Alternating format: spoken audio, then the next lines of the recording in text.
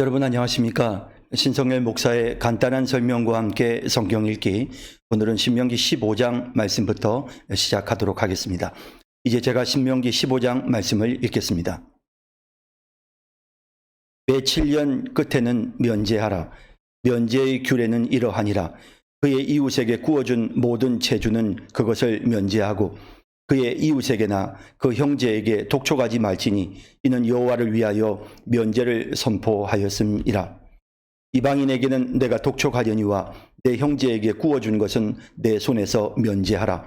내가 만일 내 하나님 여호와의 말씀만 듣고 내가 오늘 내게 내리는 그 명령을 다 지켜 행하면 내 하나님 여호와께서 내게 기업으로 주신 땅에서 내가 반드시 복을 받으리니 너희 중에 가난한 자가 없으리라. 내 하나님 여호와께서 내게 허락하신 대로 내게 복을 주시리니 내가 여러 나라에 구워 줄지라도 너는 꾸지 아니하겠고 내가 여러 나라를 통치할지라도 너는 통치를 당하지 아니하리라. 내 하나님 여호와께서 내게 주신 땅 어느 성읍에서든지 가난한 형제가 너와 함께 거주하거든 그 가난한 형제에게 내 마음을 완악하게 하지 말며 내 손을 움켜쥐지 말고 반드시 내 손을 그에게 펴서 그에게 필요한 대로 쓸 것을 넉넉히 구워주라. 삼가 너는 마음에 악한 생각을 품지 말라.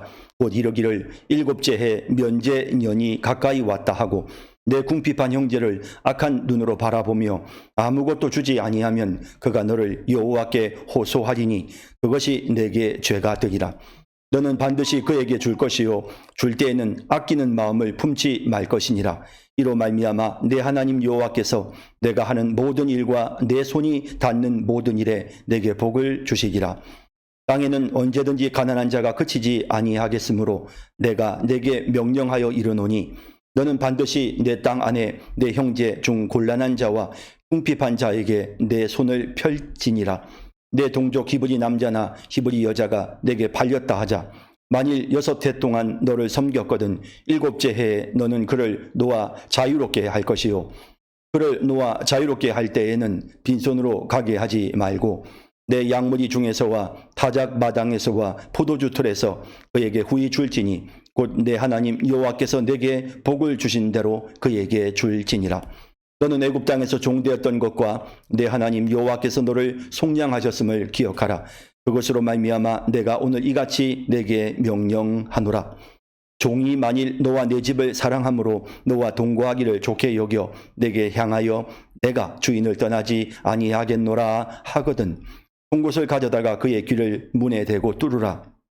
그리하면 그가 영구히 내 종이 되리라. 내 여종에게도 그같이 할지니라.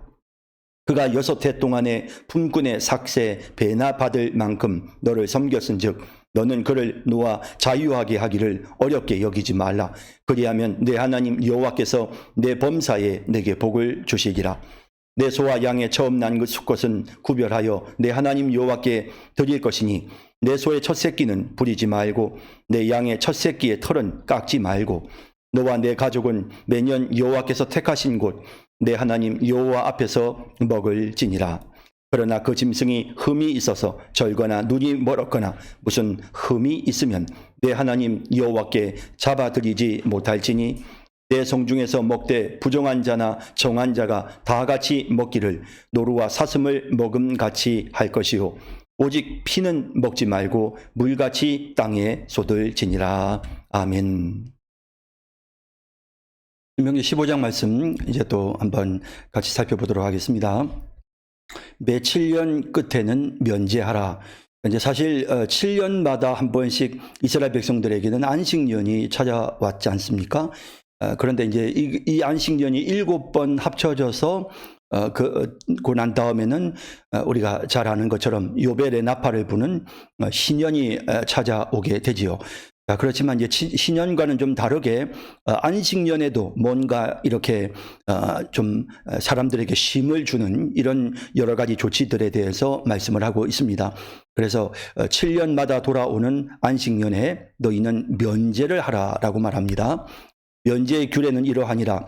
그의 이웃에게 구워준 모든 재주는 그것을 면제하고 그의 이웃에게나 그 형제에게 독촉하지 말지니 이는 여호와를 위하여 면제를 선포하였음이라.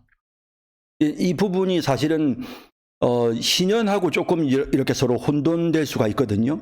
그러면 여기에서 지금 신년 때는 완전히 이제 땅을 본주에게 돌려주고 또 노예였던 사람들을 풀어주고 이제 그런 건데, 여기에서 말하는 부분은 조금은 이제 이것이 어떤 그 돈을 구워주는 것에 국한되어 있고요. 그리고 이제 많은 신학자들은 이제 이 안식년에 행해지는 이 면제에 대해서는 그것은 특별히 이렇게 어떤 돈을 받지 않고 그냥 이런 것이 아니라, 여기 이제 말씀 나오는 것처럼 독촉하지 않는 거, 그러니까 더 이상 돈을 갚으라고 요구하지 않는 것을 말한다라는 것이죠. 그러니까 형제에게 돈 갚아라 라는 소리를 안식년이 되었을 때는 해서는 안 된다라고, 이렇게 이제 보통 일반적으로 이 의미들을 그렇게 학자들은 해석을 하고 있고요. 아마 그렇게 해야 전체적인 문맥의 흐름에도 맞는 것 같아요. 여기에서 이제 굳이 독촉이라는 표현을 쓰고 있지 않습니까? 그런 이유는 안식년에 이렇게 돈을 갚으라는 요청을 하지 못하도록 하는 뭐 이런 어떤 의미로 우리가 받아들이는 것이 맞을 것 같습니다. 이방인에게는 내가 독촉하려니와 내 형제에게 구워준 것은 내 손에서 면제하라. 그래서 그때는 독촉해서는 안 된다라는 그런, 그냥 참고 있어야 된다라는 것을 의미하는 거고요. 내가 만일 내 하나님 여호와의 말씀만 듣고 내가 오늘 내게 내리는 그 명령을 다 지켜 행하면 내 하나님 여호와께서 내게 기업으로 주신 땅에서 내가 반드시 복을 받으리니 너희 중에 가난한 자가 없으리라. 사실 이제 이런 부분들은 다른 사람들에게 자비를 베푸는 것이죠. 사람을 사랑하도록 요구하시는 그런 하나님의 명령입니다. 이런 하나님의 명령을 지켜 행하면, 그러면 너희가 반드시 복을 받게 될 것이다. 이거 하나님의 약속이죠. 그리고 그렇게 너희가 행하면 너희 중에 가난한 자가 없을 것이다. 하나님이 물질에 있어서 다른 사람들에게 관용과 자비를 베풀면, 그러면 하나님께서 풍성하게 채워주신다라는 사실을 보여주고 있는 것입니다. 내 하나님 여호와께서 내게 허락하신 대로 내게 복을 주시리니 내가 여러 나라에 구워 줄지라도 너는 꾸지 아니하겠고 내가 여러 나라를 통치할지라도 너는 통치를 당하지 아니하리라 라고 약속하고 계십니다. 그만큼 다른 사람들에게 자비를 베푸는 것이 얼마나 중요한가를 우리가 느끼게 하는 부분입니다. 내 하나님 여호와께서 내게 주신 땅 어느 성읍에서든지 가난한 형제가 너와 함께 거주하거든 그 가난한 형제에게 내 마음을 완악하게 하지 말며 내 손을 움켜쥐지 말고 라고 말씀하고 있죠. 그래서 정말 가난한 사람들을 불쌍히 여기는 마음을 가져야 되고, 어려운 사람들을 보면 돕는 일에 최선을 다해야 한다 하는 사실을 말씀하고 있습니다. 반드시 내 손을 그에게 펴서 그에게 필요한 대로 쓸 것을 넉넉히 구워주라. 필요한 대로 구워주도록 명령하고 계십니다. 삼가 너는 마음에 악한 생각을 품지 말라. 곧 이르기를 일곱째 해 면제년이 가까이 왔다 하고 내 궁핍한 형제를 악한 눈으로 바라보며 아무것도 주지 아니하면 그가 너를 여호와께 호소하리니 그것이 내게 죄가 되리라. 다른 사람들에게 자비를 베풀어야 되는데 이 긍휼이 없는 것, 그러니까 이 긍휼함이 없는 마음을 가지면 그 긍휼이 여김을 받지 못한 사람이 하나님께 기도하게 되고, 그러면 그것이 긍휼을 베풀지 않은 사람의 죄가 된다라고 말씀을 하고 있는 것입니다. 그래서 다른 사람들의 눈에 피눈물이 나게 하거나 다른 사람들의 마음에 깊은 상처를 주는 이런 일들을 우리가 하지 말아야 되고, 궁핍한 사람들이 도움을 요청하면 우리가 도울 수 있다고 한다면 반드시 도울 수 있는 그런 삶이 되어야 함을 말씀합니다. 너는 반드시 그에게 줄 것이요 줄 때에는 아끼는 마음을 품지 말 것이니라. 이로 말미암아 내 하나님 여호와께서 내가 하는 모든 일과 내 손이 닿는 모든 일에 내게 복을 주시리라. 아끼지 않고 도우면, 그러면 어떻게 된다고요? 하나님께서 손이 닿는, 우리의 손끝이 닿는 모든 일에 내게 복을 주실 것이다 라고 분명하게 말씀하고 있는 겁니다. 그래서 우리가 하나님이 우리에게 손이 닿지 않는 그런 일까지 막 이렇게 복을 주시진 않지만 우리가 하는 모든 일들에 대해서는 하나님이 반드시 복을 주시는 것입니다. 땅에는 언제든지 가난한 자가 그치지 아니하겠으므로 내가 네게 명령하여 이르노니 너는 반드시 내 땅 안에 내 형제 중 곤란한 자와 궁핍한 자에게 내 손을 펼지니라. 예, 참 우리가 꼭 교훈을 삼아야 할 귀한 말씀입니다. 내 동족 히브리 남자나 히브리 여자가 내게 팔렸다 하자. 만일 6해 동안 너를 섬겼거든 7째 해에 너는 그를 놓아 자유롭게 할 것이고, 예, 6년이 지나고 나면 그를 풀어주도록, 자유롭게 해주도록. 이미 벌써 이 6년이라는 기간 동안 충분히 자신의 품삯에 해당되는 만큼의 일을 한 것입니다. 그를 놓아 자유하게 할 때는 빈손으로 가게 하지 말고 내 양무리 중에서와 다작 마당에서와 포도주 틀에서 그에게 후히 줄지니 곧 내 하나님 여호와께서 내게 복을 주신 대로 그에게 줄지니라. 후히 주라. 정말 그가 감당할 수 없을 정도로 그만큼 많이 주라는 것입니다. 내 하나님 여호와께서 내게 복을 주신 대로 그에게 줄지니라. 하나님이 나에게 주신 복을 헤아려 보면서 하나님이 나에게 어떤 복을 주셨지? 그래, 하나님이 이것도 되게 하셨고 이런 도움도 주셨지. 이런 일들을 생각하면서 아끼는 마음 없이 그에게 하게 주는 이런 자비로운 마음을 가지라. 그러면 하나님께서 복을 주시는 겁니다. 너는 애굽 땅에서 종되었던 것과 내 하나님 여호와께서 너를 속량하셨음을 기억하라. 그것으로 말미암아 내가 오늘 이같이 내게 명령하노라.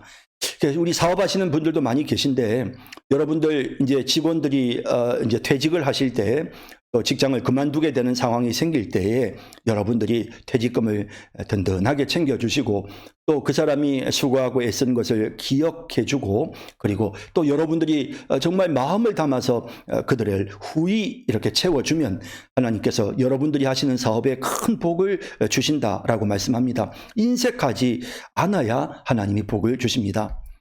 종이 만일 너와 내 집을 사랑함으로 너와 동거하기를 좋게 여겨 내게 향하여 내가 주인을 떠나지 아니하겠노라 하거든. 송곳을 가져다가 그의 귀를 문에 대고 뚫으라. 그리하면 그가 영구히 내 종이 될지라. 내 여종에게도 그같이 할지니라. 뭐 그런 사람들이 있을 수 있잖아요. 주인을 너무 좋아하고 그래서 내가 노예가 되었지만 여러 가지 어려운 일들로 인해 내가 이 집에 팔려왔지만 이 사람들이 너무 좋고 주인이 나를 가족처럼 대해주니 내가 이 집을 떠나지 않고 그냥 이 집에 계속 살았으면 좋겠다. 그런 마음을 가질 수 있잖아요. 그런데 그렇다 하더라도 만약에 주인은 다른 사람들에게 오해를 받을 수가 있잖아요. 그럴 경우에 자발적으로 본인이 내가 이 집에 계속 머물겠습니다라는 어떤 표징, 눈에 보이는 거죠. 그래서 송곳을 가져다가 귀에다 대고 뚫는 것이죠. 이렇게 뚫으면 우리의 몸 중에서 이렇게 어떤 뭔가 이렇게 어떤 충격이나 상처를 주었을 때 몸에 해가 없는 부분들이 그렇게 많지는 않은데 사실은 이 귀 같은 경우는 사실은 해가 별로 없죠. 그래서 귀걸이들을 귀에 구멍을 뚫어서 귀걸이들을 많이 하시는 것 같은데요. 그래서 귀를 문에 대고 뚫음으로써 그 표식을 남겨놓게 되는 것이죠. 그러면 그 표식을 보고 사람들은 저 사람은 남의 집의 노예다 이렇게 이제 비천한 신분으로 보는 것이 아니고 그 사람은 정말 누군가에 대해서 자신이 섬기는 사람에게 충성을 다하는 그런 충성스러운 사람이다라고 하는 이제 그런 인식을 하게 되는 것이죠. 그래서 뭐 그를 노예로 함부로 대하거나 이러지 않게 되는 것입니다.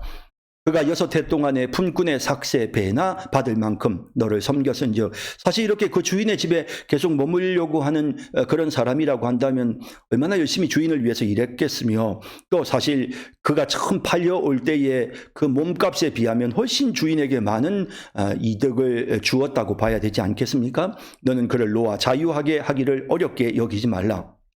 그리하면 내 하나님 여호와께서 내 범사에 내게 복을 주시리라. 6해 동안 이제 하고 난 다음에 이제 앞에 사람들은 이제 본인이 자발적으로 이제 그 집에 머물러 있으려고 하는 거고, 그렇지 않는 사람들의 경우는 반드시 자유하게 그를 내어 주어야 한다라고 말씀하고 있습니다. 내 소와 양의 처음 난 수컷은 구별하여 내 하나님 여호와께 드릴 것이니 내 소의 첫 새끼는 부리지 말고 내 양의 첫 새끼의 털은 깎지 말고 첫 것은 이건 하나님의 것이죠. 이미 이스라엘 백성들이 출애굽할 때 첫 것을 구별하여 하나님께 드렸습니다. 그래서 반드시 첫 것은 하나님의 소유이기 때문에 사람들이 이것을 자신의 개인적인 목적에 사용해서는 안 된다는 것입니다. 너와 내 가족은 매년 여호와께서 택하신 곳 내 하나님 여호와 앞에서 그것을 먹어라. 이건 하나님 앞에 가지고 나와서 하나님께 드리고 그리고 나서 또 그들이 함께 나누어 먹도록 하셨습니다. 그러나 그 짐승이 흠이 있어서 절거나 눈이 멀었거나 무슨 흠이 있으면 내 하나님 여호와께 잡아 드리지 못할지니라. 그러나 이제 이것은 사실은 뭐 다른 거는 그냥 어디서든지 근데 사실 하나님 앞에 드릴 때 꼭 초태생의 경우는 반드시 그 처음 난 것을 드려야 되잖아요. 그런데 만약에 흠이 있다 말이에요. 첫 것을 드리려고 했는데 그럴 경우에는 하나님 여호와께 잡아드리고, 왜냐하면 이건 하나님께 드려지는 거룩한 성물이기 때문에 그런 것이죠. 내 성중에서 먹되 부정한 자나 정한 자가 다 같이 먹기를. 왜냐하면 성물이 아니기 때문에 뭐 부정한 자든 정한 자든 다 먹을 수가 있습니다. 노루와 사슴을 먹음같이 그냥 편하게 먹을 수 있고, 하지만 그 경우에도 피는 오직 피는 먹지 말고 물같이 땅에 쏟을지니라 라고 말씀합니다. 그래서 피는 뭐 앞서도 계속 말씀이 나오지만 생명을 상징하고 있고요. 피가 있다는 것은 아직도 생명이 남아있다는 것을 의미합니다. 그래서 다 죽어야 단체로 짐승을 먹는 이런 잔인한 행동을 해서는 안 되고요. 그리고 그 피는 어떤 상징성이 있죠. 그래서 처음 초태생이 하나님 앞에 드려져야 되는 것처럼 그 초태생은 우리를 위해서 희생의 죽음을 죽으시는 예수님을 상징하는 것이고, 여기 이 피 또한 예수님이 우리를 위해 흘리시는 생명의 피를 상징하는 것입니다. 이런 의미에서 이것은 하나님께 반드시 드려져야 되는 것이고요. 그래서 먹지 못하도록 요구하고 있습니다. 자, 이제 또 다시 16장 말씀으로 넘어가도록 하겠습니다. 신명기 16장 말씀을 이제 제가 읽겠습니다. 아비볼을 지켜 내 하나님 여호와께 유월절을 행하라. 이는 아비볼에 내 하나님 여호와께서 밤에 너를 애굽에서 인도하여 내셨음이라. 여호와께서 자기의 이름을 두시려고 택하신 곳에서 소와 양으로 내 하나님 여호와께 유월절 제사를 드리되 유교병을 그것과 함께 먹지 말고 이레 동안은 무교병 곧 고난의 떡을 그것과 함께 먹으라. 이는 내가 애굽 땅에서 급히 나왔음이니 이같이 행하여 내 평생에 항상 내가 애굽 땅에서 나온 날을 기억할 것이니라. 그 이레 동안에는 내 모든 지경 가운데에 누룩이 보이지 않게 할 것이요 또 내가 첫날 해질 때에 제사드린 고기를 밤을 지내 아침까지 두지 말 것이며 유월절 제사를 내 하나님 여호와께서 내게 주신 각 성에서 드리지 말고 오직 내 하나님 여호와께서 자기의 이름을 두시려고 택하신 곳에서 내가 애굽에서 나오던 시각 곧 초저녁 해질 때에 유월절 제물을 드리고 내 하나님 여호와께서 택하신 곳에서 그 고기를 구워 먹고 아침에 내 장막으로 돌아갈 것이니라. 너는 여세 동안은 무교병을 먹고 일곱째 날에 내 하나님 여호와 앞에 성회로 모이고 일하지 말지니라. 7주를 셀지니 곡식의 낫을 대는 첫날부터 7주를 세어 내 하나님 여호와 앞에 77절을 지키되 내 하나님 여호와께서 내게 복을 주신 대로 내 힘을 헤아려 자원하는 예물을 드리고 너와 내 자녀와 노비와 내 성중에 있는 레위인과 및 너희 중에 있는 객과 고아와 과부가 함께 내 하나님 여호와께서 자기의 이름을 두시려고 택하신 곳에서 내 하나님 여호와 앞에서 즐거워할지니라. 너는 애굽에서 종되었던 것을 기억하고 이 규례를 지켜 행할지니라. 너희 타작 마당과 포도주 틀에 소출을 거두어 드린 후에 이레 동안 초막절을 지킬 것이요 절기를 지킬 때에는 너와 내 자녀와 노비와 내 성중에 거주하는 레위인과 객과 고아와 과부가 함께 즐거워하되 내 하나님 여호와께서 택하신 곳에서 너는 이레 동안 내 하나님 여호와 앞에서 절기를 지키고 내 하나님 여호와께서 내 모든 소출과 내 손으로 행한 모든 일에 복 주실 것이니 너는 온전히 즐거워할지니라. 너의 가운데 모든 남자는 1년에 3번 곧 무교절과 칠칠절과 초막절에 내 하나님 여호와께서 택하신 곳에서 여호와를 배웁되 빈손으로 여호와를 배웁지 말고 각 사람이 내 하나님 여호와께서 주신 복을 따라 그 힘대로 드릴지니라. 내 하나님 여호와께서 내게 주시는 각 성에서 내 지파를 따라 재판장들과 지도자들을 둘 것이요 그들은 공의로 백성을 재판할 것이니라. 너는 재판을 굳게 하지 말며 사람을 외모로 보지 말며 또 뇌물을 받지 말라. 뇌물은 지혜자의 눈을 어둡게 하고 의인의 말을 굽게 하느니라. 너는 마땅히 공의만을 따르라. 그리하면 내가 살겠고 내 하나님 여호와께서 내게 주시는 땅을 차지하리라.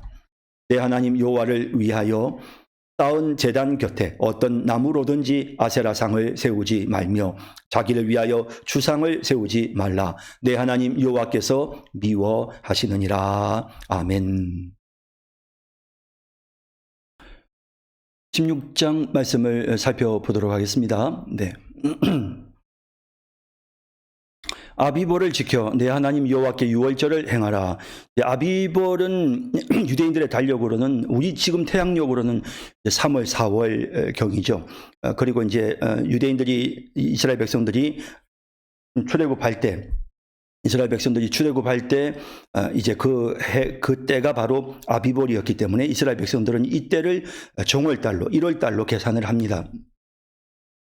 여호와께 유월절을 행하라. 이는 아비볼에 내 하나님 여호와께서 밤에 너를 애굽에서 인도하여 내셨습니다.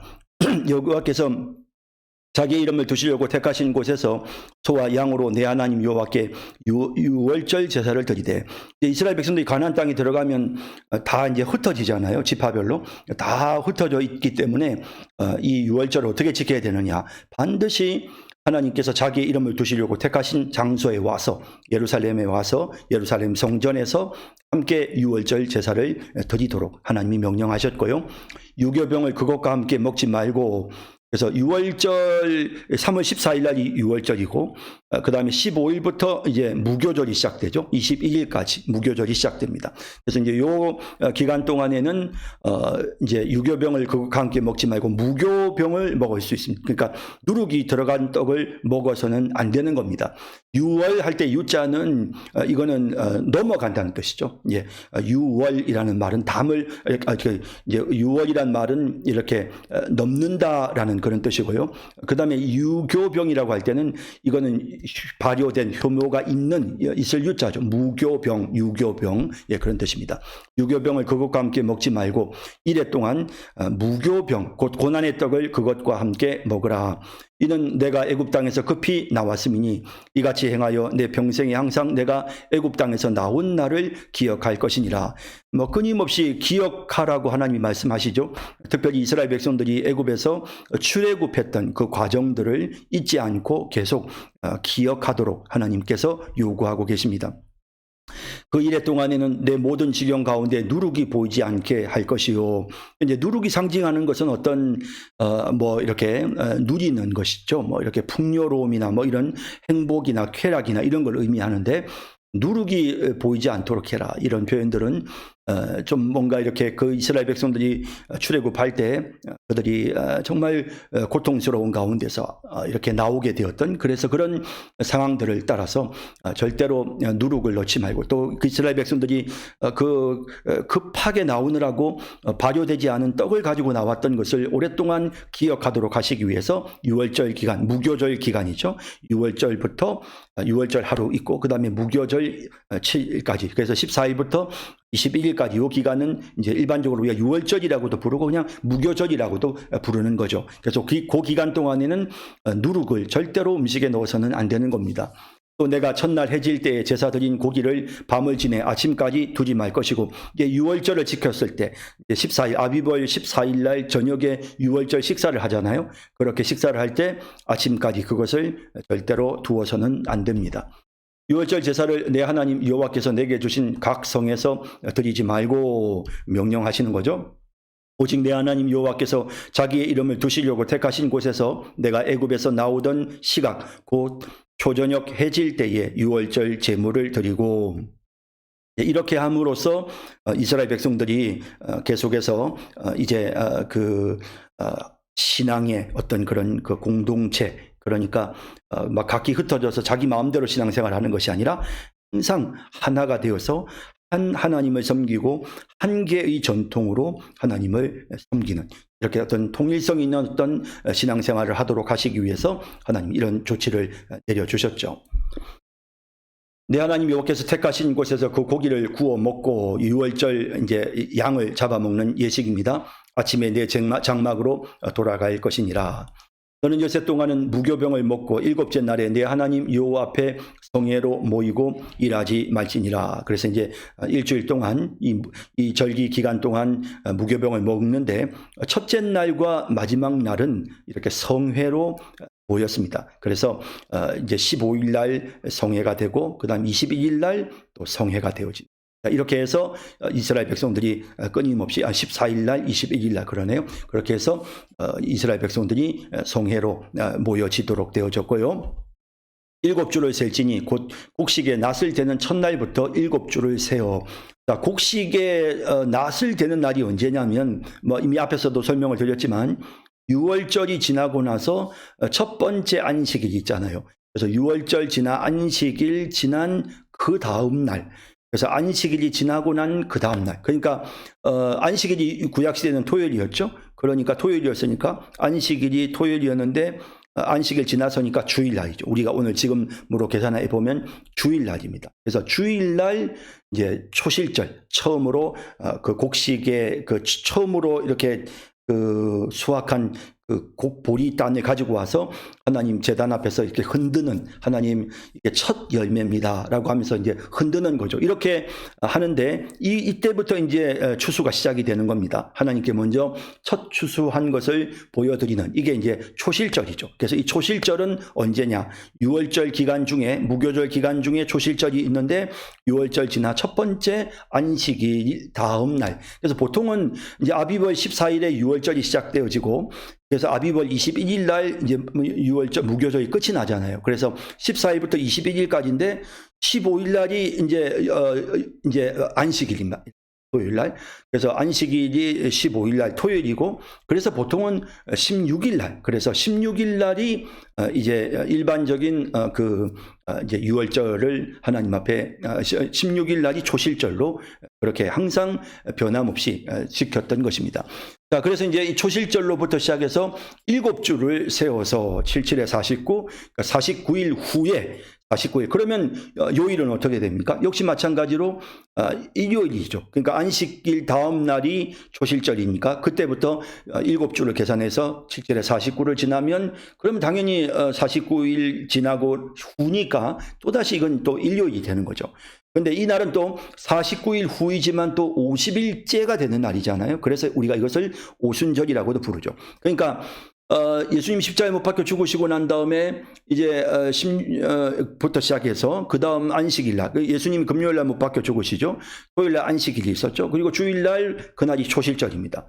그리고 그 초실절로부터 시작해서 지금 49일 후가 되면 50일째가 되는 날이 또 주일날이죠. 그래서 오순절은 주일날이었던 거예요. 성령이, 초대교회 성령이 임하셨던 날은 주일날 성령이 임하신 것입니다. 이런 걸 보면 이미 성령께서 이미 우리에게 신약시대에서부터는 구약의 안식일이 아닌 이제 주일을 지키도록 하시기 위해 주일을 특별한 의미 있는 날로 계속해서 보여주시는 그런 모습을 우리가 보게 되죠. 내 하나님 여호와 앞에 77절을 지키되 내 하나님 여호와께서 내게 복을 주신 대로 내 힘을 헤아려 자원하는 예물을 드리고, 이제 이 77절 맥추절이라고도 부르는데요. 맥추를 보리를 소출한 것에 대한 하나님 앞에 감사의 예물을 드리는 그런 절기가 바로 이제 이 77절입니다. 그래서 오순절이라고도 하고요. 그날 하나님 앞에 첫 감사의 예배를 드리는 그런 절기, 이스라엘의 3대 절기 중에 하나입니다. 너와 내 자녀와 노비와 내 성중에 있는 레위인과 및 너희 중에 있는 객과 고아와 과부가 함께 내 하나님 여호와께서 자기의 이름을 두시려고 택하신 곳에서 내 하나님 여호와 앞에서 즐거워할지니라. 자, 그래서 이제 계속 이런 절기는 반드시 이스라엘 백성들이 함께 성중의 예루살렘으로 올라와서 하나님께서 자기의 이름을 두시려고 택하신 곳에 와서, 그리고 자기들만 즐기는 것이 아니라 여기 보면 객과 레위인과 노비와 고아와 가부까지 다 함께 이제 즐기는 것입니다. 그래서 이런 이스라엘 백성들이 전체가 다 이렇게 예루살렘으로 올라와서 함께 서로 나누고 교제하는, 그래서 정말 이 절기가 그냥 단순히 그냥 뭐 그들이 그 수확한 것에 대한 감사의 의미를 넘어서 가난하고 소외된 사람들을 돌보는 그런 축제의 자리로 그렇게 구약시대부터 지켜졌다는 것을 우리가 알 수가 있습니다. 너는 애굽에서 종되었던 것을 기억하고 이 규례를 지켜 행할지니라. 너희 타작마당과 포도주 틀의 소출을 거두어 들인 후에 이래 동안 초막절을 지킬 것이고, 그러니까 이제 이것은 이제 또 초막절 절기가 또 나오죠. 이건 이제 7월 달에 가서 타작마당과 포도주틀, 그러니까 타작마당 이제 밀 소출이 다 끝이 나고, 그리고 이제 포도주라든지 뭐 포도라든지 무화과라든지 뭐 이런 것들의 어떤 그런 소출을 거두어 들이는 늦가을 이제 가을 추수죠. 그래서 이 가을 추수 때가 되어지면 이때 이제 초막절을 일주일 동안 초막절을 지키라라고 말씀하고 있습니다. 그래서 7월 달에 7월 절기죠. 그래서 이 6월절이 1월 있는 이 아비벌이 1월이니까 그때부터 시작해서 이제 7번째 달이 되어지는 그런 사실은 이때가 사실은 엄밀하게 말하면 정월달인데요. 이때 이제 초막절을 이스라엘 백성들이 지키게 되는 것입니다. 절기를 지킬 때에는 너와 내 자녀와 노비와 내 성중에 거주하는 레위인과 객과 고아와 과부가 함께 즐거워하되, 역시 이 절기도 마찬가지죠. 반드시 가난한 사람들을 동반해서 함께 그 절기에 나와서 하나님 앞에 예물을 드리고 그것을 자기들이 함께 나누어 먹고 가난한 자들을 구제하는 이와 같은 일에 사용을 하였던 것입니다. 내 하나님 여호와께서 택하신 곳에서 너는 이래 동안 내 하나님 여호와 앞에서 절기를 지키고 내 하나님 여호와께서 내 모든 소출과 내 손으로 행한 모든 일에 복 주실 것이니 너는 온전히 즐거워할지니라. 이렇게 하나님 앞에 감사를 드리면서 이 절기를 지키면, 절기 지키는 방법이 무엇이었습니까? 하나님께 감사하는 것과 더불어서 가난한 사람들, 주변에 소외된 사람들을 돌보는 것이죠. 함께 잔치하는 것입니다. 이렇게 하면 너의 모든 소출과 내 손으로 행한 모든 일에 복을 주실 것이다. 그러니 너는 온전히 즐거워할지니라. 믿음을 가지고 하나님이 앞으로도 계속해서 내 모든 생업에 복을 주실 것을 믿고 하나님 앞에 즐거워하고 감사하는 마음으로 절기를 지키라고 말씀하고 있습니다. 너희 가운데 모든 남자는 1년에 3번 곧 무교절과 칠칠절과 초막절에 내 하나님 여호와께서 택하신 곳에서 여호와를 배웁되 빈손으로 여호와를 배웁지 말고. 절기를 지키는 법에 대해서 좀 더 세부적인 내용입니다. 특히 남자들은 반드시 1년에 3번 의무적으로 이 절기를 지켜야 했던 것이고요. 그래서 아마도 이제 여인들의 경우에는, 아이들의 경우에는 조금은 그래도 조금 이렇게 좀 자유롭게 조금 할 수 있는 그런 유도리가 좀 있었던 것 같습니다. 각 사람이 내 하나님 여호와께서 주신 복을 따라 그 힘대로 드릴지니라. 하나님 나에게 주신 복을 생각하면서 그 힘대로 하나님 앞에 감사의 예물을 드리고 그것은 함께 가난한 자들과 함께 나누는 것입니다. 내 하나님 여호와께서 내게 주시는 각 성에서 내 지파를 따라 재판장들과 지도자들을 둘 것이요 그들은 공의로 백성을 재판할 것이니라. 이스라엘 백성들이 이제 흩어져서 가나안 땅을 정복한 후에 흩어져서 거하게 되니까 그렇게 흩어져 거할 때 그때 반드시 기억해야 될 것은 그 지도자들을 세우는 것입니다. 그래서 어느 조직이든지 반드시 권위가 있어야 되고 질서가 유지되어야 합니다. 그러려면 반드시 그 조직을 책임지고 이끌 수 있는 리더, 지도자가 필요한 거죠. 그래서 하나님께서도 각 지파에게 재판장들과 지도자들을 세울 것을 말씀하셨고, 뿐만 아니라 백성들 사이에 여러 가지 복잡한 문제가 생기면 재판하도록 그렇게 명령하셨습니다. 너는 재판을 굳게 하지 말며 사람을 외모로 보지 말며 또 뇌물을 받지 말라. 뇌물은 지혜자의 눈을 어둡게 하고 의인의 말을 굽게 하느니라. 참 의미 있는 말씀이 아닐 수 없습니다. 특히 지도하는 지도자들, 무언가 판단을 해야 되고 결정을 내려야 되는 위치에 있는 사람들은 절대로 외모에 끌려서는 안 됩니다. 그 사람의 영향력, 그 사람의 능력, 그 사람이 나한테 얼마나 중요한 존재인가, 혹은 나에게 얼마만큼 도움이 되는 존재인가, 이런 거에 마음이 혹해서는 안 됩니다. 그가 나에게 무언가를 제공했기 때문에 안 되는 것이죠. 그래서 정말 공정한 재판을, 치우치지 않는 재판을 해야 된다 말씀하시고요. 너는 마땅히 공의만을 따르라. 그리하면 내가 살겠고 내 하나님 여호와께서 내게 주시는 땅을 차지하리라. 예, 그렇습니다. 지도자가 되어지면 반드시 공의를 따라서 모든 일들을 처리해야 된다. 그러면 하나님께서 주신 약속하신 모든 것을 그들이 누리게 되는 것입니다. 내 하나님 여호와를 위하여 쌓은 제단 곁에 어떤 나무로든지 아세라상을 세우지 말며, 역시 우상 숭배하지 말라는 말씀인데요. 이스라엘 백성들이 제단 곁에다가 이런 걸 세우는, 특히 이제 산당을 만들어 가지고는 그 산당 옆에 이런 것들을 세우는 죄를 범하죠. 결국 이스라엘이 하나님 앞에 심판을 받게 되는 결정적인 이유가 되는데요. 자기를 위하여 주상을 세우지 말라. 내 하나님 여호와께서 미워하시느니라. 주상이라고 하는 것도 이거는 이제 동을 가지고, 구리를 가지고 만든 그런 우상들입니다. 나무로 만든 아세라상이라든지 또 이런 청동으로 구리를 가지고 만든 그런 바알 신상이라든지 이런 거 절대로 만들어서는 안 된다라고 하나님께서 이스라엘 백성들을 향하여 말씀하시는 이런 내용을 보게, 절기에 대한 내용, 그렇죠? 그리고 지도자들을 세우는 그런 내용들에 대해서 16장이 말씀하고 있었습니다. 자, 오늘 여기까지 할까요? 자, 여러분 수고 많으셨습니다. 다음 시간에 뵙겠습니다. 감사합니다.